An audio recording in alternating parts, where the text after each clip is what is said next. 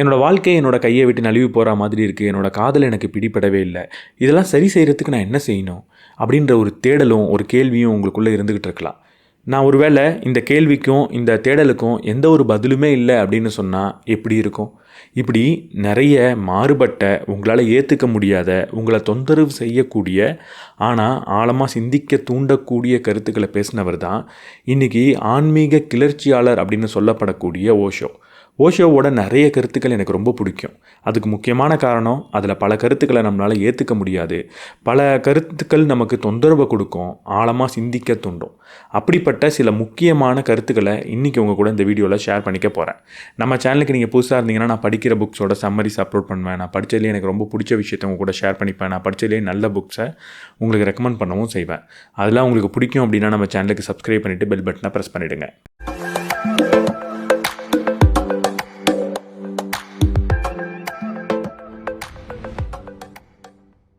நீங்கள் ஏதோ ஒரு நபராக ஆகணுன்ற அவசியம்லாம் கிடையாது. இன்றைக்கி எப்படிப்பட்ட நபராக இருக்கீங்களோ அதை முதல்ல அனுபவித்து வாழ கற்றுக்கோங்க அப்படின்னு சொல்கிறார். நம்ம எல்லாருக்குமே நிறைய கனவுகள் இருக்கும், நிறைய ஆசை இருக்கும். எதிர்காலத்தில் இப்படிப்பட்ட மனிதனாக நான் மாறணும், இப்படிப்பட்ட விஷயங்களை நான் அடையணும், இப்படிப்பட்ட இடத்துக்கு போய் சேரணுன்ற ஆசை இருந்துக்கிட்டே இருக்கும். இப்போ நம்மளோட கவனம் முக்கால்வாசி நேரம் எதில் இருக்குது அப்படின்னு பார்த்தா, இப்படி எதிர்காலத்தில் நமக்கு என்ன தேவையோ அதை நோக்கியே நம்ம ஓடிக்கிட்டு இருக்கோம், அதை பற்றியே சிந்திச்சுக்கிட்டு இருக்கோம். பொதுவாக இதை ரொம்ப சரியான கருத்து அப்படின்னு சொல்லுவாங்க. ஏன்னா எதிர்காலத்தின் மீது அக்கறை கொண்டு அதை பற்றியே சிந்திச்சுக்கிட்டு இருந்தால் மட்டும்தான் நம்மளால் நம்ம வாழ்க்கையில் முன்னேற முடியும் அப்படின்னு சொல்லுவாங்க. ஆனால் ஓஷோ மாறுபட்டு இங்கே என்ன சொல்கிறாருன்னா, அதெல்லாம் முக்கியம் கிடையாது, நீங்கள் இப்போ எங்கே இருக்கீங்களோ அதுதான் முக்கியம், அதை முதல்ல அனுபவித்து வாழுங்க அப்படின்னு சொல்கிறார். கொஞ்சம் ஆழமாக சிந்திச்சு பார்த்தா ஓஷோ சொல்கிறதோட அர்த்தம் நமக்கு ரொம்ப நல்லா புரியும். நான் ஒரு 5 வருஷத்துக்கு முன்னாடி எதெல்லாம் எனக்கு வேணும் அப்படின்னு நான் கனவு கண்டனோ அந்த இடத்துல தான் இப்போ இருக்கேன். 10 வருஷத்துக்கு முன்னாடி எனக்கு எதெல்லாம் வேணும்னு நான் ஆசைப்பட்டனோ அதெல்லாம் 5 வருஷத்துக்கு முன்னாடி நான் அடைஞ்சிருந்தேன். அதெல்லாம் அடைஞ்சிருந்தாலும் அடுத்து எனக்கு என்ன வேணும் அப்படின்றதுல தான் கவனமாக இருந்தேனே தவிர, அப்போ நான் அடைஞ்சிருந்ததை நினச்சி சந்தோஷப்படலை, நன்றி உணர்வோடு இருக்கலை. ஈவன் இப்போயும் எனக்கு எதிர்காலத்தில் என்ன வேணும் அப்படின்னு தோணுதோ அதை நோக்கி தான் சிந்திச்சுக்கிட்டு இருக்கேனே தவிர, 5 வருஷத்துக்கு முன்னாடி எதெல்லாம் வேணும்னு ஆசைப்பட்டோமோ அதெல்லாம் நமக்கு இப்போ கிடச்சிருச்சு, அதை கொஞ்சம் அனுபவித்து வாழலாமே, கொஞ்சம் சந்தோஷமாக இருக்கலாமே, கொஞ்சம் இதுக்கு நன்றி உணர்வோடு இருக்கலாமேன்னு நான் கவனிக்கிறதே கிடையாது. ஒருவேளை இதே மாதிரி எதிர்காலத்தை பற்றி மட்டுமே நான் சிந்திச்சுக்கிட்டு இருந்தேன் அப்படின்னா, இப்போ நான் ஆசைப்படுற விஷயம் கட்டாயம் எனக்கு எதிர்காலத்தில் கிடச்சிரும். ஆனால் அப்பயும் எனக்கு கிடைக்காத விஷயங்கள் இருக்கும், அதை நோக்கி தான் நான் சிந்திச்சுக்கிட்டு இருப்பேன். எதிர்காலத்தில் ஆசைப்படுறது தப்பு கிடையாது, அதுக்காக திட்டம் தீட்டுறது தப்பு கிடையாது, அதற்காக வேலை செய்கிறதும் தப்பு கிடையாது. ஆனால் அது கிடைச்சா மட்டும்தான் நான் வாழ துவங்குவேன் அப்படின்னு நினைக்கிறது மிகப்பெரிய முட்டாள்தனம். இன்றைக்கி நம்மள்ட்ட இருக்கிற விஷயங்களை வச்சு நமக்கு வாழ தெரியல, அதில் நமக்கு சந்தோஷமாக இருக்க தெரியல, எதிர்காலத்தில் ஏதோ ஒரு விஷயம் கிடைச்சாதான் நான் வாழுவேன், சந்தோஷமாக இருப்பேன் அப்படின்னு நம்ம சொன்னால், எதிர்காலத்துலேயும் நமக்கு கிடைக்காத விஷயங்கள் இருக்கும், அப்பயும் நம்மளால் வாழ முடியாது, அப்பயும் நம்மளால் சந்தோஷமாக இருக்க முடியாது. ஒருவனுக்கு ஒரு விஷயம் எவ்வளவு பிடிவாதமாக தெரிஞ்சிருக்கோ அந்த அளவுக்கு அவனுக்கு அது கம்மியாக தெரிஞ்சிருக்கு அப்படின்னு சொல்கிறார். இதை நம்ம அடிக்கடி நமக்கு நாமளே ஞாபகப்படுத்திக்கணும். முக்கியமாக அடுத்தவங்கள்ட்ட பேசுகிறப்போ, எனக்கு தெரிஞ்ச விஷயம் தவறாக இருக்கலாம், அடுத்தவங்க சொல்கிறதும் சரியாக இருக்கலாம் அப்படின்ற கண்ணோட்டம் இருக்கணும். அதை விட ரொம்ப முக்கியமாக, நான் சொல்கிறதும் சரியாக இருக்கலாம், அவர் சொல்கிறதும் சரியாக இருக்கலாம், வெவ்வேறு சூழல்களில் அப்படின்றத மனதில் அடிக்கடி நமக்கு நாமளே ஞாபகப்படுத்திக்கணும். இப்படிப்பட்ட மனப்பான்மையோடு அடுத்தவங்கள்ட்ட பேசுகிறப்ப தான் நம்மளால் புத்திசாலியாக காட்சியளிக்க முடியும். எனக்கு தெரிஞ்ச விஷயங்களை நான் சொல்லிட்டேன், ஆனால் அதற்காக நீ சொல்கிற விஷயத்தை நான் தவறுன்னு சொல்ல மாட்டேன். நீ சொல்கிற விஷயத்தோட உண்மைத்தன்மையையும் புரிஞ்சுக்கிற அளவுக்கு எனக்கு ஞானம் இருக்குது அப்படின்றத அடுத்தவங்களுக்கு உணர வைக்கணும். இது உங்களோட உறவுகளை நல்லா மேம்படுத்தும். நீங்கள் அடுத்தவங்கள்ட்ட பேசுகிறப்போ, நான் இப்படிப்பட்ட விஷயங்களை புரிஞ்சு வச்சுக்கிட்டு இருக்கேன், உன்னோட புரிதல் என்ன அப்படின்ற ஒரு கேள்வியோட, ஒரு ஆர்வத்தோடு அவங்கள்ட்ட பேசுங்க. அவங்களோட புரிதலை புரிஞ்சிக்க முயற்சி பண்ணுங்கள், காது கொடுத்து கேட்க முயற்சி பண்ணுங்கள். இது உங்களோட உரையாடும் திறனை, கம்யூனிகேஷன் ஸ்கில்லை வளர்க்கும். அடுத்தவங்க கூட உங்களுக்கு இருக்கக்கூடிய உறவை வலுப்படுத்தும். அடுத்தவங்கள்ட்டேருந்து எந்த விஷயம் நீங்கள் வேணும்னு கேட்டு ஆசைப்படுறீங்களோ அது கட்டாயம் உங்களுக்கு கிடைக்கும். உண்மையை என்றைக்குமே வெளியே தேடி அலையாதீங்க, உங்களுக்குள்ளே தான் உண்மை இருக்குது அப்படின்னு சொல்கிறார். நம்ம வாழ்க்கையில் நிறைய கேள்விகள் இருக்கும், நிறைய பிரச்சனைகள் இருக்கும். அது எல்லாத்தையுமே வெளியில் இருக்கிற ஒரு விஷயம் மாதிரி நம்ம பார்த்துக்கிட்டு இருப்போம். உலகத்தில் 2 பேர் இருப்பாங்க. ஒருத்தவங்க நம்ம நினைக்கிற விஷயத்தை செய்யலை அப்படின்னு இருக்கிறப்போ நமக்கு அது வலியை கொடுக்கும். ஆனால் இன்னொரு நபர் நம்ம ஆசைப்படுற எந்த ஒரு விஷயத்தையும் செய்யலைன்னா அதை பெருசாக நம்ம கண்டுக்க மாட்டோம், அதை இக்னோர் பண்ணிவிட்டு அதை உதாசீனப்படுத்திட்டு போயிட்டு இருப்போம். 2 பேருமே நம்ம நினச்ச விஷயத்த செய்யலை, ஆனால் ஒருத்தவர் செய்யாமல் இருக்கும்போது மட்டும் நமக்கு ஏன் வலி வருது? அப்போ இந்த பிரச்சனைன்றது வெளியில் இல்லை, நமக்குள்ளே தான் இருக்குது. ஏன் நமக்குள்ளே இந்த வலி வருது அப்படின்ற கேள்வியை கேளுங்க, உண்மையை புரிஞ்சிக்க முயற்சி பண்ணுங்கள். சில சமயம் அந்த உண்மை ஏன் வலி வருது அப்படின்றதுக்கு ஒரு நியாயமான காரணம் இருக்கும், சில சமயம் ஒரு குழந்தைத்தனமான காரணம் இருக்கும். குழந்தைத்தனமான காரணம் இருந்ததுன்னா அதை சரி செய்யுங்க, நியாயமான காரணம் இருந்ததுன்னா அந்த வலியை ஏற்றுக்கவும் பழகிக்கோங்க. காதல்ன்றது அடையக்கூடிய விஷயம் கிடையாது, பாராட்டப்பட வேண்டிய விஷயம் அப்படின்னு சொல்கிறார். நம்ம பொதுவாக காதல்னா என்ன நினச்சிடுறோம்? ஒரு பொண்ணை எனக்கு அந்த பொண்ணு வேணும்னு நினைக்கிறது தான் காதல், ஒரு பையன் எனக்கு வேணும்னு நினைக்கிறது தான் காதல் அப்படின்னு நினைக்கிறோம். உண்மையாக காதல் அது கிடையாது. எனக்கு அவங்க வேணும் அப்படின்னு நினைக்கிறதோ, அவங்க எனக்கு பிடித்த மாதிரி இருக்கணும்னு நினைக்கிறதோ காதல் கிடையாது. அவங்களா இருக்கிறதே எனக்கு போகிறோம், அதை பார்த்தாலே எனக்கு சந்தோஷம் கிடைக்குது, அதுவே எனக்கு மகிழ்ச்சியை கொடுக்குது அப்படின்னு நினைக்கிறது தான் காதல்.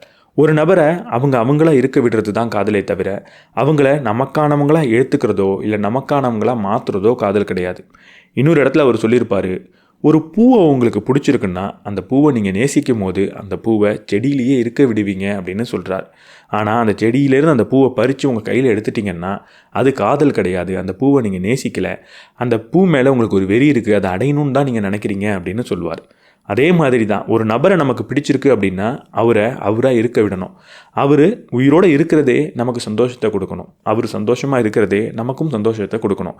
அவரை பார்த்து ரசிக்கிறது தான் காதலே தவிர, அவரை நான் அடையணும், முக்கியமாக அவரை எனக்கானவராக நான் மாற்றணும், எனக்கு பிடிச்ச விஷயங்களெல்லாம் அவர் செய்யணும்னு நினைக்கிறது காதல் கிடையாது. இன்னொரு இடத்துல காதலை பற்றி இன்னும் ஆழமான ஒரு விஷயத்த சொல்லியிருப்பார். நம்ம எல்லாரும் ஒரு நபர் யாருன்றதுக்காக அவங்கள காதலிக்கலை, அவங்க நமக்கு என்ன செய்ய முடியும் அப்படின்றதுக்காக தான் காதலிக்கிறோம் அப்படின்னு சொல்வார். இன்றைக்கி நம்மள்ட்ட நிறைய பேருக்கு பிரேக்கப் வருது. எதனால் பிரேக்கப் ஆகுது அப்படின்னு கேட்டால், அவர் முன்ன மாதிரி என்கிட்ட பேசுகிறதில்ல, அவங்க முன்ன மாதிரி என் மேலே அக்கறையாக இருக்கிறதில்ல, முன்ன மாதிரி என்னை ரசிக்கிறதில்ல, முன்ன மாதிரி எனக்கு கிஃப்ட் கொடுக்கறதில்ல அப்படின்னு பல காரணங்களை நம்ம சொல்லுவோம். ரொம்ப மாறிட்டாரு அப்படின்னு சொல்லுவோம். இப்படிலாம் காரணத்தை சொல்லி அவங்க மேலே குறை சொல்லி ஒரு பிரேக்கப் நீங்கள் பண்ணுறீங்கன்னா, இங்கே நீங்கள் அவங்கள குறை சொல்லக்கூடாது, உங்களோட காதலை தான் குறை சொல்லணும். ஏன்னா அவங்க யாருன்றதுக்காக நீங்கள் அவங்கள நேசிக்கலை, அவங்க உங்களுக்கு என்னெல்லாம் செய்ய முடியுமோ, எந்த வேலையெல்லாம் செய்யணுமோ, எந்த பொருளெல்லாம் கொடுக்கணுமோ, எப்படிலாம் நடந்துக்கணுமோ, உங்களுக்காக அவங்க எப்படி இருக்கணும்னு நீங்கள் நினச்சிங்களோ அதற்காகத்தான் அவங்கள நீங்கள் நேசிச்சிருக்கீங்க. ஓரளவு உண்மையாக அவங்கள மட்டுமே நீங்கள் நேசிச்சிருந்தீங்க அப்படின்னா அவங்களுடைய மாற்றத்தையும் நீங்கள் நேசிக்க ஆரம்பிப்பீங்க. ஏன்னா உயிரோடு இருக்கக்கூடிய எந்த ஒரு மனிதனும் தொடர்ந்து மாறிக்கிட்டே தான் இருப்பான். அப்படி அவரை நீங்கள் நேசிக்கிறீங்கன்னா அந்த மாற்றத்தையும் நேசிப்பீங்க, அங்கே இந்த பிரச்சனைன்றது வராது. இப்படி நம்மளால் பர்ஃபெக்டாக இருக்க முடியுமா? ஒருத்தவர் என்ன செஞ்சாலும் நான் அவரை நேசிப்பேன் அப்படின்னு இருக்க முடியுமான்னு கேட்டால் கண்டிப்பாக இருக்க முடியாது தான். ஆனால் இருந்தாலும் இந்த கருத்தை நம்ம கேட்டாகணும். எதனாலன்னா, சில சமயம் ஒரு கருத்தை நம்ம கேட்குறது எதுக்குன்னா, அந்த கருத்து உண்மையா பொய்யா அப்படின்னு ஆராய்ச்சி பண்ணுறதுக்கு கிடையாது. அந்த கருத்தை நம்மளால் முழுமையாக ஏற்றுக்க முடியுமா அப்படின்ற ஆராய்ச்சி பண்ணுறதுக்கும் கிடையாது, பயிற்சி பண்ணுறதுக்கும் கிடையாது.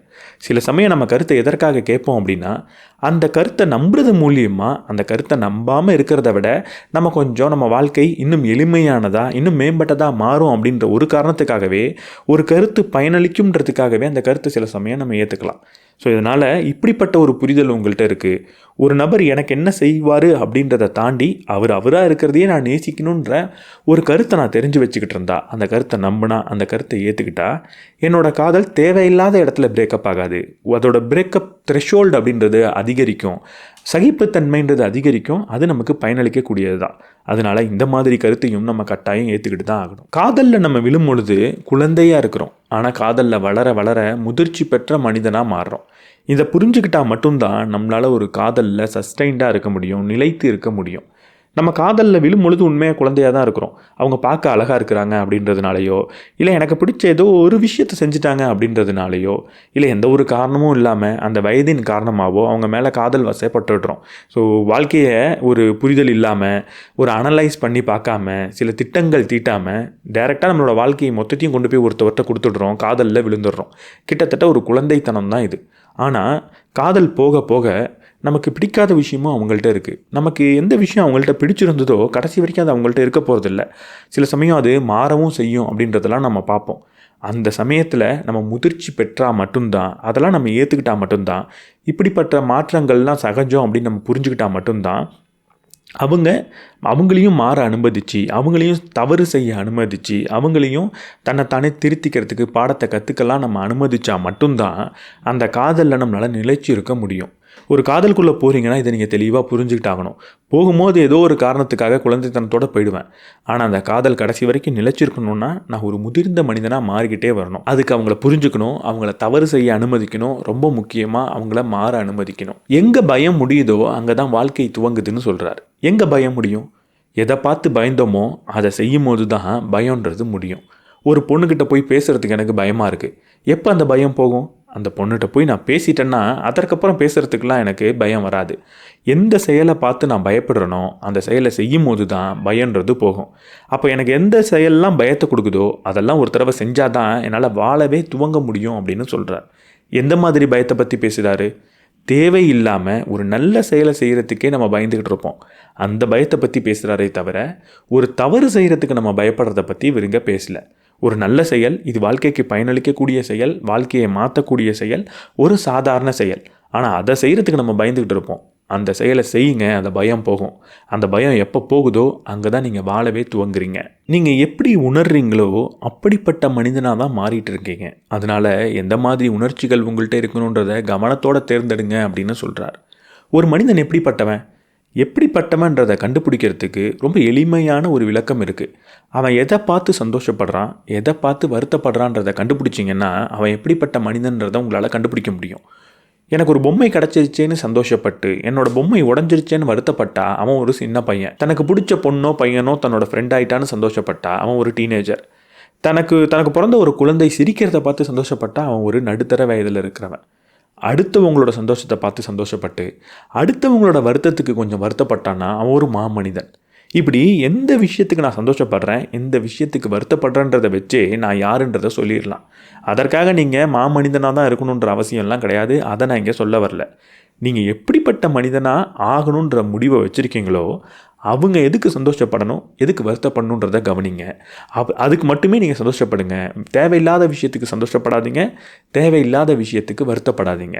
நீங்கள் ஒரு மாமனிதனாக ஆகணும்னு முடிவு பண்ணிவிட்டு உங்கள்கிட்ட இருக்கிற ஏதோ ஒரு பொருள் உடஞ்சிருச்சேன்னு உட்காந்து அழுதிங்கன்னா உங்களால் மாமனிதன் ஆக முடியாது. நீங்கள் சந்தோஷப்பட்டாலும் இல்லை வருத்தப்பட்டாலும் அந்த சந்தோஷமும் துக்கமும் வெளியிலேருந்து வர்றது கிடையாது. உங்களுக்குள்ளே இருந்து தான் வருது, உங்களுடைய கடந்த காலத்திலேருந்து தான் வருது, உங்களுடைய ஞாபகத்திலேருந்து தான் வருது.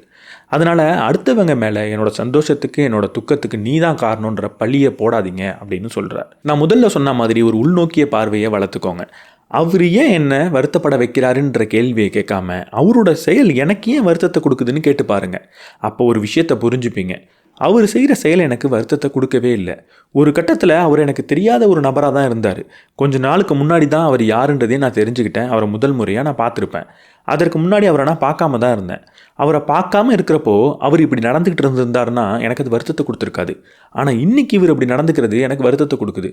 அப்போ உண்மையாக வருத்தத்தை அவர் கொடுக்கல, அவரை பற்றி நான் சேகரித்து வச்சுருக்கிற என்னோடய நினைவுகளும் அவர் எப்படிலாம் எனக்காக நடந்துப்பாருன்னு நான் ஒரு கற்பனையை வச்சுருக்கணும், எப்படிப்பட்ட எதிர்பார்ப்புகளை வச்சுருக்கிறனோ எனக்குள்ளே இருக்கக்கூடிய அந்த ஞாபகங்களும் கடந்த காலமும் தான் எனக்கு வருத்தத்தை கொடுக்குது அப்படின்றத நீங்கள் புரிஞ்சுப்பீங்க. இதை புரிஞ்சுக்கிட்டதுக்கப்புறம் நீங்கள் தேவையில்லாமல் அந்த நபரை குற்றம் சொல்ல மாட்டீங்க. ஏன்னா இந்த உலகத்தில் எல்லா நபரும் ஒரே மாதிரி எப்பவும் இருக்கிறது கிடையாது. ஏதோ ஒரு கட்டத்தில் அவங்க உங்களுக்கு பிடித்த மாதிரி உங்களுக்கு சந்தோஷத்தை தரக்கூடிய செயலை செஞ்சுட்டாங்கன்றதுனால கடைசி வரைக்கும் அவங்க செய்யணும்னு நீங்கள் நினைக்கக்கூடாது. அப்படி நினச்சிங்கன்னா அவங்களுக்கு நீங்கள் ஒரு மிகப்பெரிய தவறு செய்கிறீங்க. அது என்னென்னா அவரை மாற நீங்கள் அனுமதிக்கலை. இந்த உலகத்தில் இருக்கிற எல்லாரையும் மாற அனுமதிங்க, தவறு செய்ய அனுமதிங்க. உங்களுக்காகவே எல்லாரும் வாழ்ந்துக்கிட்டு இல்லை அப்படின்றத புரிஞ்சுக்கோங்க. ஏதோ ஒரு நபர் உங்களுக்கு சந்தோஷத்தை தரக்கூடிய செயலை செஞ்சால் அதற்கு நீங்கள் நன்றி உணர்வோடு இருங்க. அந்த ஒரு உங்களுக்கு நல்லது செஞ்சிட்டாருன்றது காரணத்துக்காகவே அவர் சாகிற வரைக்கும் உங்களுக்கு நல்லது செஞ்சுக்கிட்டே இருக்கணுன்ற எதிர்பார்ப்பை கொடுக்காதீங்க. அவர் மேலே அந்த பழியே போடாதீங்க. எனக்கு இந்த வலி வேணான்னு நீங்கள் சொன்னீங்கன்னா அது கூடயே வரக்கூடிய ஒரு சுகத்தையும் நீங்கள் வேணான்னு சொல்கிறீங்கன்னு அர்த்தம். எனக்கு மரணம் வேணாம் அப்படின்னு நீங்கள் சொன்னீங்கன்னா அது கூடயே வரக்கூடிய வாழ்க்கை எனக்கு வேணாம் அப்படின்னு சொல்கிறீங்கன்னு அர்த்தம். எப்போ ஒரு விஷயத்தை நான் தேர்ந்தெடுக்கிறேனோ இன்னொரு விஷயத்தையும் அது கூட சேர்ந்து தேர்ந்தெடுத்துருவேன். எனக்கு அதிகமாக நான் பணம் சம்பாதிக்க போகிறேன்ற முடிவு எடுத்துட்டேன்னா பணம் எனக்கு வர வர நான் அதிகமாக இன்கம் டேக்ஸ்ன்றது கட்டி தான் ஆகணும். நான் இன்றைக்கி ஒரு பயணம் பண்ண போகிறேன் அப்படின்னு கார் எடுத்துகிட்டு வெளியே கிளம்பிட்டேன்னா டிராஃபிக்ன்ற ஒரு விஷயத்தை நான் ஃபேஸ் பண்ணி தான் ஆகணும். எந்த ஒரு சந்தோஷமான விஷயத்தை தேர்ந்தெடுத்தாலும் அது கூடயே ஒரு துக்கமான விஷயம், ஒரு கஷ்டம் தரக்கூடிய விஷயன்றது வந்தே தான் தீரும். அந்த கஷ்டம் எனக்கு வேணாம் அப்படின்னு நான் முடிவெடுத்தேன்னா அது கூடயே வரக்கூடிய சந்தோஷத்தையும் நான் தூக்கி ஓரமாக வச்சு தான் ஆகணும். அதுக்காக நீங்கள் எல்லா கஷ்டத்தையும் அனுபவிக்கணும்லாம் நான் சொல்லலை.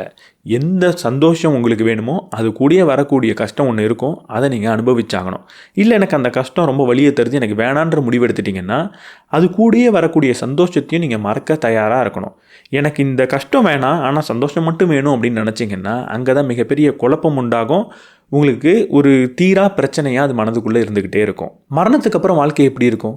அப்படிப்பட்ட கேள்வியை கேட்டு நேரத்தை வீணடிக்காதீங்க. மரணத்துக்கு முன்னாடி நான் ஒழுங்காக வாழ்கிறேனா அப்படின்ற கேள்வியை கேட்க ஆரம்பிங்கன்னு சொல்கிறார். இது மரணத்துக்கு மட்டும் கிடையாது.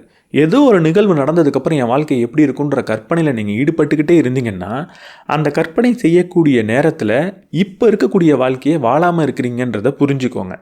ஏதோ ஒரு நிகழ்வு நடந்தால் தான் வாழ்க்கை ஆரம்பிக்கும்ன்றது கிடையவே கிடையாது. எனக்கு ஒரு நல்ல வேலை கிடைச்சாதான் எனக்கு வாழ்க்கையை ஆரம்பிக்கும், எனக்கு கல்யாணம் ஆனால் தான் வாழ்க்கையை ஆரம்பிக்கும், குழந்தை பிறந்தால் தான் வாழ்க்கையை ஆரம்பிக்கும்ன்றதெல்லாம் கிடையவே கிடையாது. நீங்கள் பிறந்துட்டீங்க, இந்த உலகத்தில் இருக்கீங்கன்னா ஒவ்வொரு நிமிடமும் வாழ்ந்துக்கிட்டு தான் இருக்கீங்க. ஏதோ ஒரு விஷயம் உங்கள் வாழ்க்கையில் இன்னும் நடக்காமல் இருக்கலாம், அதற்காக நீங்கள் வாழலைன்னுலாம் அர்த்தம் கிடையாது.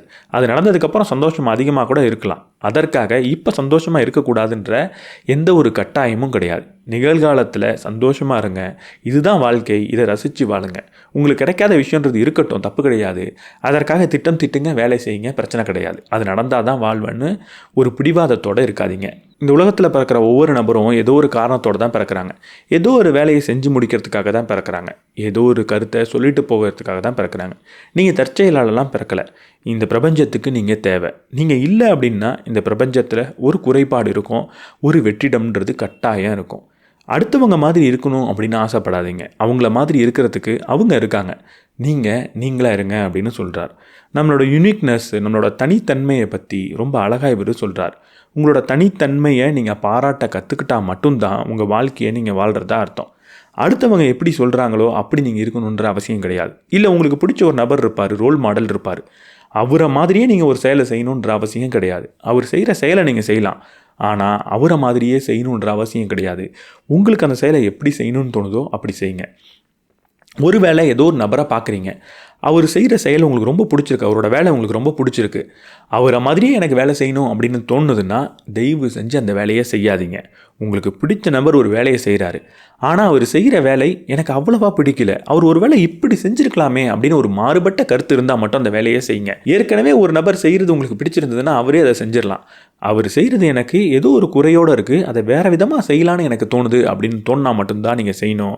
அப்போ தான் அங்கே உங்களோட தனித்தன்மைன்றது இருக்குது. அப்போ தான் இந்த பிரபஞ்சத்துக்குள்ளே எந்த வேலைக்காக நீங்கள் வந்தீங்களோ அந்த வேலையை உங்களால் செய்ய முடியும். நடக்கும் போதும் ஓடும் போதும் யாரும் என்னோட 2 காலையும் ஒரே நேரத்தில் முன்னாடி எடுத்து வைப்போம், கொஞ்சம் வேகமாக ஓடிடலாம், வேகமாக நடந்துடலான்னு நினைக்கிறது கிடையாது.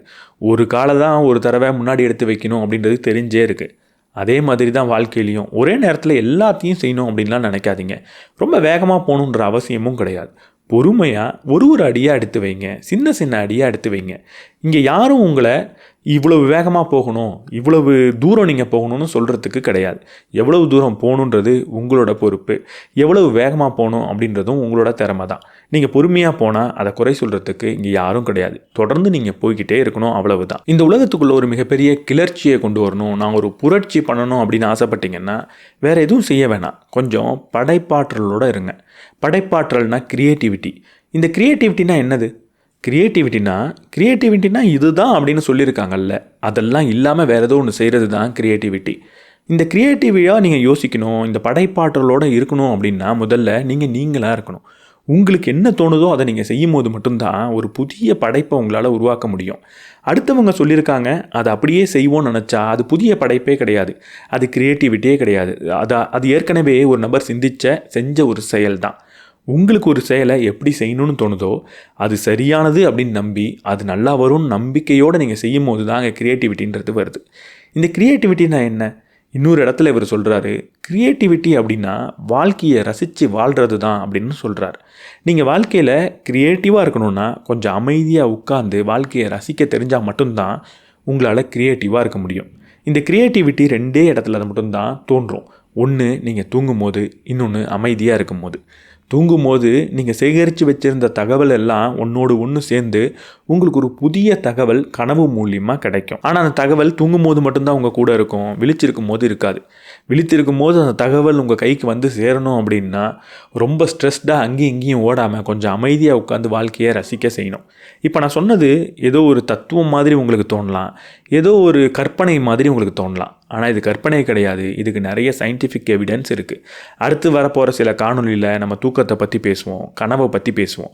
அப்போ இந்த க்ரியேட்டிவிட்டிக்கும் தூக்கத்துக்கும் வாழ்க்கையை பொறுமையாக உட்காந்து ரசிக்கிறதுக்கும் என்ன தொடர்புன்றதை நீங்கள் தெளிவாக புரிஞ்சுப்பீங்க. புதிய அனுபவத்தை பார்த்து எப்போவுமே பயப்படாதீங்க.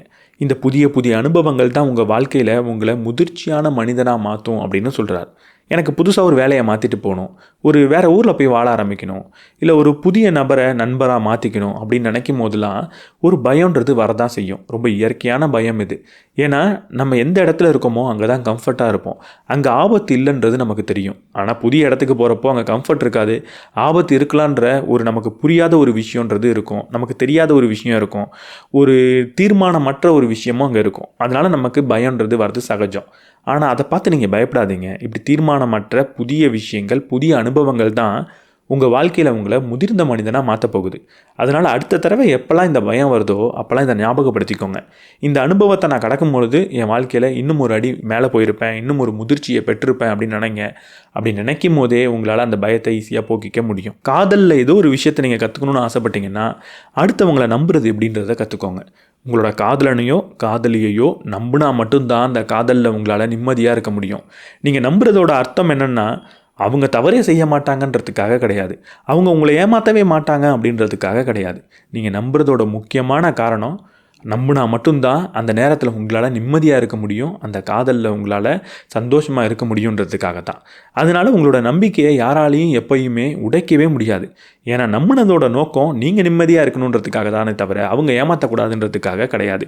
இதை நீங்கள் புரிஞ்சுக்கிட்டீங்கன்னா நம்பிக்கை என்றைக்குமே உங்களை மோசம் செய்யாது, நம்பிக்கை என்றைக்குமே வீணும் போகாது. தைரியமாக இருக்கணும்னு ஆசைப்பட்டீங்கன்னா தைரியம்னா என்னன்னு புரிஞ்சுக்கோங்க.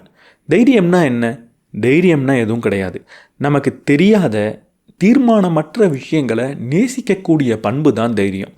நான் முதல்ல சொன்ன மாதிரி நம்ம வாழ்க்கையில் ஒரு மாற்றம் வருது அப்படின்னா அங்கே ஒரு பயம் வரும்.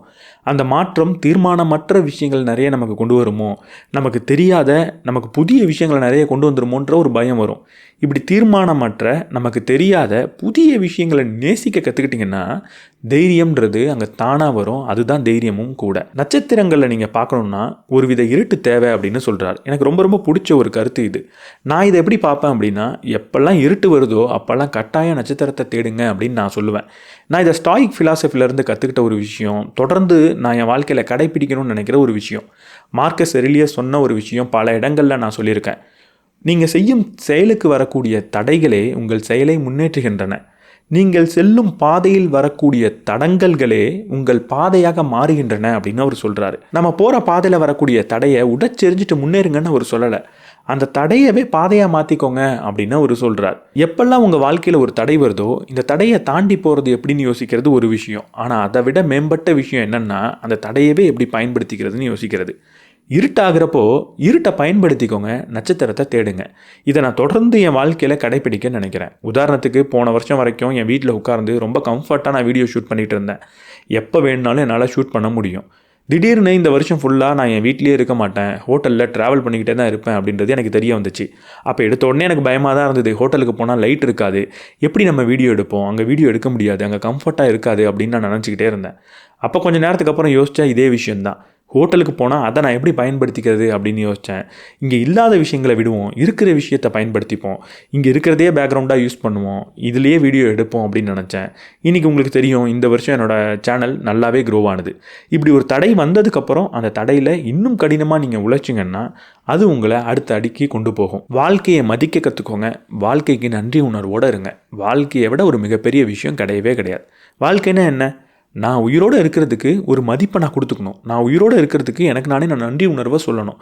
என்னோட உயிருக்கு மட்டும் கிடையாது, என் கூட இருக்கக்கூடிய நபர்களுக்கும் அவங்க உயிரோடு இருக்கிறதுக்கே நான் அவங்க மேலே மதிப்பை செலுத்தணும். அவங்க உயிரோடு இருக்கிறதுக்கே அவங்களுக்கு நான் நன்றியே சொல்லணும். ஆனால் நம்ம இதை இன்றைக்கி செய்கிறதே கிடையாது. ஒரு உதாரணத்துக்கு நான் ஒரு கார் புதுசாக வாங்கிட்டு வரேன். காரை வாங்கிட்டு வந்து வீட்டுக்கு வெளில நிறுத்துறேன், ஏதோ ஒரு ஸ்க்ராட்ச் விழுந்துருது. எவ்வளவு கஷ்டப்படுவேன், எவ்வளவு வருத்தப்படுவேன் அதை பார்த்து. ஆனால் அதே நேரத்தில் என் வீட்டில் சமைச்சிக்கிட்டு இருக்க ஒரு நபர் கையில் திடீர்னு ஏதோ ஒரு கட்டு விழுந்துருது, இல்லை லைட்டாக அவங்க சுட்டுக்கிறாங்க. கையில் நான் இப்போ சுட்டுட்டேன், இல்லை என் கையில் ஒரு சின்ன வெட்டுக்காயம் பட்டுருச்சுன்னு அவங்க சொன்னால், அதை திரும்பி கூட பார்க்காம டிவி பார்த்துக்கிட்டே பரவாயில்ல மருந்து வச்சுக்கோ அப்படின்னு நம்ம சொல்லக்கூடிய நபர்கள் தான். காரில் விழுகக்கூடிய ஒரு ஸ்க்ராட்சுக்கு அவ்வளோ வருத்தப்படுறோம், ஆனால் கூட இருக்க நபர்களோட கையில் வரக்கூடிய அதே அளவு ஒரு சின்ன வெட்டுக்காயத்துக்கு நம்ம வருத்தப்படுறதே கிடையாது, சாதாரண நகர்ந்து போகிறோம். ஆனால் உண்மையாக நமக்கு நம்ம கூட இருக்கக்கூடிய நபர்களோட உயிரின் மதிப்பு தெரியாமலாம் இல்லை. இப்போ அதே புதிய காரை நம்ம எடுத்துகிட்டு வெளியே போயிட்டு இருக்கோம், மனைவியை கூப்பிட்டு போயிட்டு இருக்கோம்னு வச்சுப்போம். திடீர்னு ஒரு ஆக்சிடென்ட் ஆகிடுது. அப்போ நம்ம காருக்கு எதுவும் ஆகிடக்கூடாதுன்னு நம்ம நினைக்கிறது இல்லை. நம்ம மனைவி உயிரோட வந்துடணும்னு தான் நம்ம பிரார்த்தனை செய்கிறோம். ஆனால் என்ன பிரச்சனை அப்படின்னா, ஒரு நபர் சாகிற வரைக்கும் நம்ம காத்துக்கிட்டு இருக்க வேணாம். அவங்கள மதிக்கிறதுக்கும் அவங்களோட உயிரை புரிஞ்சுக்கிறதுக்கும். அவங்க உயிரோடு இருக்கும் போதே அவங்களுக்கு மதிப்பை கொடுப்போம், அதற்கு நம்ம நன்றியை சொல்வோம். வாழ்க்கையில் கொஞ்சம் அப்பாவியாக இருங்க, குழந்தைத்தனமாக இருங்க, கொஞ்சம் அறிவை குறைச்சிக்கோங்க அப்படின்னு சொல்கிறார். ரொம்ப அறிவாளியாக நம்மலாம் ஆகிட்டோம். எந்த மாதிரி உணர்வை வெளியே காட்டணும், எந்த மாதிரி உணர்வுகளை அடக்கி வைக்கணும், எதை எந்த இடத்துல பேசணும் அப்படின்னு ரொம்ப அறிவாளியாக ஆகிடுறோம். உண்மையாக நமக்குள்ளே குழந்தைத்தனமாக வரக்கூடிய ஒரு உணர்வுகளை வெளியே காட்டுறதுல நம்ம ரொம்ப தயக்கத்தை காட்டுறோம். அப்படிப்பட்ட தயக்கம் தேவை கிடையாது. உங்களுக்கு வரக்கூடிய உணர்வுகளை அடுத்தவங்கள்ட்ட பேசுங்க. அவ்வப்போது ஒரு குழந்தைத்தனமாக அப்பாவித்தனத்தோடு நடந்துக்கோங்க. அது மதிக்கத்தக்க கூடிய விஷயந்தான், அது பாராட்டத்தக்க கூடிய விஷயந்தான். இந்த இடத்துல நான் இன்னொரு விஷயத்தை என்னோட கருத்தை சொல்லணும்னு நினைக்கிறேன். நான் எங்கேயாவது வாய்ப்பு கிடைத்தா சொல்லலாம் அப்படின்னு காத்துக்கிட்டு இருந்தேன். இப்போது நம்ம வாழ்க்கையில் யாரெல்லாம் ரொம்ப அப்பாவியாக இருக்காங்களோ அவங்கள தான் கிண்டலும் கேலியும் பண்ணுறோம். நிறைய அறிவை வளர்த்துக்கிட்டு நிறைய விஷயங்களை படித்து தனக்குள்ளே இருக்கக்கூடிய அப்பாவித்தனத்தை மூடி மறைக்கக்கூடிய தந்திரமான நபர்களை நம்ம கிண்டலும் கேலியும் பண்ணுறதே கிடையாது. உதாரணத்துக்கு நீயா நானால ஏதோ ஒரு 2 நபர் பேசிக்கிட்டு இருக்காங்கன்னு வச்சுப்போம். நீங்கள் உங்கள் பொண்ணை நீங்கள் கட்டி கொடுக்கணுன்னா பையன்ட்ட என்னெல்லாம் எதிர்பார்க்குறீங்க அப்படின்னு கோபிநாத் கேட்பார். அவங்க உடனே பையன் இப்படி இருக்கணும், அப்படி இருக்கணும், அது இருக்கணும், இது இருக்கணும்னு சொல்லுவாங்க. ஆக்சுவலாக அவங்களுக்கு அதெல்லாம் சொன்னால் நம்மளாம் அவங்கள கிண்டல் பண்ணுவோன்றது தெரியாமல் இருக்குது. நம்ம நிறைய பேர் நமக்கு வரக்கூடிய பையன் இப்படி இருக்கணும், பொண்ணு அப்படி இருக்கணும்னு நினைக்க தான் செய்கிறோம். ஆனால் இந்த கேள்வி நம்மள்கிட்ட வந்தால் நம்ம பதில் சொல்லியிருக்கவே மாட்டோம். ஏன்னா நமக்கு தெரியும் இந்த பதிலை சொன்னால் நமக்கு அடி விழும் அப்படின்னு. நமக்கு அந்த அறிவுன்றது இருக்குது. நம்மளோட அப்பாவித்தனத்தை அங்கே இழந்து இருக்கோம். ஆனால் இதை புரிஞ்சிக்காமல் கொஞ்சம் அப்பாவித்தனத்தோட உண்மையை பேசினவங்கள அவ்வளவு கிண்டலும் கேலியும் நம்ம பண்ண வேண்டிய அவசியம் கிடையாது. அவங்க சொல்கிறது தப்பாக இருக்கலாம், ஆனால் அது தப்புன்னு தெரியாதனால தான் அவங்க சொல்கிறாங்கன்றதை புரிஞ்சுக்கோங்க. தப்புன்னு தெரிஞ்சிருந்ததுன்னா அவங்க டிவியில் வந்து அதை பேச மாட்டாங்க. அவங்க தப்புன்னு தெரிஞ்சால் அதை செய்ய மாட்டாங்கன்னு நான் சொல்லலை. தப்புன்னு தெரிஞ்சால் அதை மறைமுகமாக செஞ்சுருப்பாங்க. ஆனால் டிவியில் ஓப்பனாக சொல்கிறாங்கன்னா அவங்க சொன்ன விஷயம் தப்புன்னு கூட அவங்களுக்கு தெரியல. தப்புன்னு தெரியாமல் அந்த செயலை செய்கிறவங்களுக்கோட பேர் அப்பாவி. அவங்க ஒரு இன்னசென்ட். அவங்கள நம்ம இவ்வளவு கிண்டலும் கேலியும் கெட்ட வார்த்தையில் திட்டுறதெல்லாம் தேவையில்லாத விஷயம். இதை நான் ஏதாவது ஒரு இடத்துல சொல்லணும்னு நினச்சேன், இந்த இடத்துல வாய்ப்பு கிடைச்சிது. வாழ்க்கைன்றது சிரிப்பதற்காக மட்டும்தான் அப்படின்னு சொல்கிறார். நம்ம கூட்டமாக உட்காந்து பேசிக்கிட்டு இருப்போம். பெருசாக நம்ம காமெடி பண்ணியிருக்க மாட்டோம், பெருசாக ஜோக் அடிச்சிருக்க மாட்டோம். ஆனால் என்ன சொன்னாலும் ஒருத்தவன் மட்டும் விழுந்து விழுந்து சிரிச்சிட்டு இருப்பான். அவனை பார்க்கும்போது நம்ம என்ன நினைப்போம்னா, இவன் கொஞ்சம் லூசு போல அப்படின்னு நினைப்போம், கொஞ்சம் கிறுக்கம் போலன்னு நினைப்போம். அவன் சிரிக்கிறத வச்சியே காமெடி பண்ணி நம்மளாம் சிரிக்கவும் ஆரம்பிப்போம். இங்கே நம்ம நிறைய தடவை சொல்கிற ஒரு வழக்கம் இருக்குது. காரணமே இல்லாமல் சிரிக்கிறவனை பைத்தியக்காரன் அப்படின்னு நம்ம சொல்லுவோம். ஆனால் உண்மையாக காரணமே இல்லாமல் சிரிக்கிறவன் பைத்தியக்காரன் கிடையாது. வாழ்க்கைன்றதே சிரிக்கிறதுக்கு தான். நீங்கள் உயிரோடு இருந்தால் சிரிக்கிறதுக்கான காரணம்ன்றது கட்டாயம் இருக்குது. ஆனால் யார் இங்கே பைத்தியக்காரன் தெரியுமா? ஒரு நாள் முழுக்க சிரிக்காமல் வாழ்க்கையை கடத்துறவன் தான் பைத்தியக்காரன். சிரிப்பதற்கு காரணம் இல்லை அப்படின்னு நீங்கள் சொல்லவே சொல்லாதீங்க. நம்ம உயிரோடு இருந்தாலே அங்கே சிரிக்கிறதுக்கு காரணம் இருக்குது. செனேகா ஸ்டாயிக் ஃபிலாசபியில் ஒரு விஷயத்த சொல்லியிருப்பார். எனக்கு வாழ்க்கையில் சிரிக்கணும் அப்படின்னு என்றைக்காவது தோணுதுன்னா உடனடியாக போய் கண்ணாடியை பார்ப்பேன் அப்படின்னு சொன்னார். நம்ம வாழ்க்கையில் அவ்வளவு பிரச்சனைகள் இருக்குது. அந்த பிரச்சனைகள்லாம் இன்னொரு நபருக்கு இருந்தால் அதை கேட்டுட்டு நம்ம கட்டாயம் சிரிச்சிருப்போம், இதெல்லாம் ஒரு பிரச்சனையானு. அப்போ அதே விஷயங்களை நம்ம பிரச்சனை நினச்சிட்டு இருக்கிறப்போ அதை பார்த்தும் நம்ம சிரிக்கலாம். சிரிப்பதற்கான காரணம் நிறைய இருக்குது. அதனால் தொடர்ந்து சிரிச்சுக்கிட்டே இருங்க. காரணமே இல்லைனாலும் வாழ்கிறதே சிரிக்கிறதுக்கு தான், சிரிச்சுக்கிட்டே இருங்க. சிரிக்காமலே இருந்தால் தான் நீங்கள் பைத்தியக்காரங்க. சாதாரண வாழ்க்கையே பொறுமானது தான், ஆனால் அந்த சாதாரண வாழ்க்கையை கவனித்து வாழுங்க அப்படின்னு சொல்கிறார். நம்ம எல்லாரும் சாதாரண வாழ்க்கைன்னு நினச்சிக்கிட்டு இருப்போம். அதை ஆழமாக கவனிக்கும் போது தான் தெரியும் எவ்வளவு கொடுத்து வச்ச வாழ்க்கையை நம்ம வாழ்ந்துக்கிட்டு இருக்கோம் அப்படின்னு. நமக்கு தினமும் 3 வேளை பசிக்குது, நம்மளால் நிம்மதியாக மூச்சு விட முடியுது, நம்மளால் நிம்மதியாக வெளியே போயிட்டு வர முடியுது, 2 கை 2 கால் இருக்குது அப்படின்றது மிகப்பெரிய கொடுப்பனை. இது இருந்ததுன்னா இது சாதாரண வாழ்க்கை கிடையாது. மிகப்பெரிய கொடுத்து வச்ச வாழ்க்கையை, ஆசீர்வதிக்கப்பட்ட வாழ்க்கையை நீங்கள் வாழ்ந்துக்கிட்டு இருக்கீங்கன்னு அர்த்தம். அதனால் எப்படிப்பட்ட வாழ்க்கையை வேணால் வாழுங்க. அந்த வாழ்க்கையை கொஞ்சம் கவனித்து பாருங்கள். மைண்ட்ஃபுல்னஸோடு இருங்க. என்ன நடக்குது, நம்ம வாழ்க்கையில் என்னெல்லாம் இருக்குன்றதை கவனிங்க. எந்த கொடுப்பனைலாம் நமக்கு இருக்குன்றதை கவனிங்க. அதை கவனித்தா போகிறோம், சாதாரண வாழ்க்கை மிகப்பெரிய வாழ்க்கையாக தானாக மாறிடும், உடனடியாக மாறிடும். நம்மளுடைய மனது ஒரு மிகப்பெரிய வேலைக்காரன், ஆனால் ரொம்ப மோசமான முதலாளி அப்படின்னு சொல்கிறார். நம்மளோட மனதை நமக்காக வேலை செய்ய வச்சோம் அப்படின்னா நம்ம வாழ்க்கையில் முன்னேறிடுவோம். மனதுக்காக நம்ம வேலை செய்ய ஆரம்பித்தோம் அப்படின்னா வாழ்க்கையில் பின்தங்கிடுவோம் அப்படின்னு சொல்கிறார். வாழ்க்கையில் பல விஷயங்கள் நம்ம பயன்படுத்துறதுக்காக தான் இருக்குது. ஆனால் நம்ம அதை பயன்படுத்தாமல் அதை நம்மளை பயன்படுத்திக்கே விடுறோம். ஏதோ ஒரு பொருள் வாங்குகிறோம் அப்படின்னா அதை நம்ம பயன்படுத்தணும். ஆனால் அது உடஞ்சிருமோன்னு பாதுகாத்து நம்ம அதுக்காக சேவை செய்ய ஆரம்பிக்கிறோம். இந்த உலகத்தில் பல பொருட்கள் உங்களுக்கு உதவி செய்ய தான் இருக்குது. நீங்கள் அதை பத்திரமா பாதுகாக்கிறதுக்காக அது இங்கே இல்லை. அதற்காக எந்த ஒரு பொருளையும் உதாசீனப்படுத்துங்கன்னு நான் சொல்லலை. பத்திரமா பார்த்துக்கோங்க. ஆனால் அது உடைஞ்சிருச்சுன்னா விழுந்து அலறது அப்படின்றது நம்ம அதோட அடிமையாக இருக்கிறது. இது எல்லாத்துக்கும் காரணம் நம்ம மனதை நம்ம வேலைக்காரனாக வச்சுக்காமல் ஒரு முதலாளி இடத்த கொடுத்து வைக்கிறது தான். ஒரு பொருள் வாங்கினோன்னா நம்மளுடைய மனது கட்டாயம் சொல்லும், இந்த பொருளை பத்திரமா பார்த்துக்கோ, உடைஞ்சிட்டுனா மிகப்பெரிய வலி வரும் அப்படின்லாம். அப்படி சொல்லும் போது மனதுக்கிட்ட சொல்லுங்கள், இந்த பொருளை பயன்படுத்துறதுக்காக வாங்கியிருக்கேன், பயன்படுத்த போகிறேன். இது உடையாமல் நான் பார்த்துப்பேன், ஆனால் உடஞ்சிருச்சுன்னா உட்காந்து அழமாட்டேன்னு சொல்லுங்கள். எனக்கு இப்போ நான் இந்த மாதிரியான சாப்பாடை தான் சாப்பிடுவேன்னு முடிவெடுத்திருக்கீங்க, சத்து நிறைந்த சாப்பாடை தான் சாப்பிடுவேன்னு முடிவெடுத்திருக்கீங்க. அந்த சாப்பாடை சாப்பிட்டா தான் உங்கள் உடம்புக்கு நல்லதுன்னு உங்களுக்கு தெரியும். அதை நீங்கள் சாப்பிடும்போது இல்லை சுவைமிக்க குப்பையை சாப்பிடுன்னு உங்கள் மனது சொல்லும். அப்போ திரும்ப அதுக்கிட்ட சொல்லுங்கள், இந்த மாதிரி குப்பையை நீ சொல்கிறதுக்காக நான் சாப்பிட முடியாது, எனக்காக தான் நீ இருக்க, நான் சொல்கிறத நீ சாப்பிடு அப்படின்னு அதுக்கு சொல்லி கொடுங்க.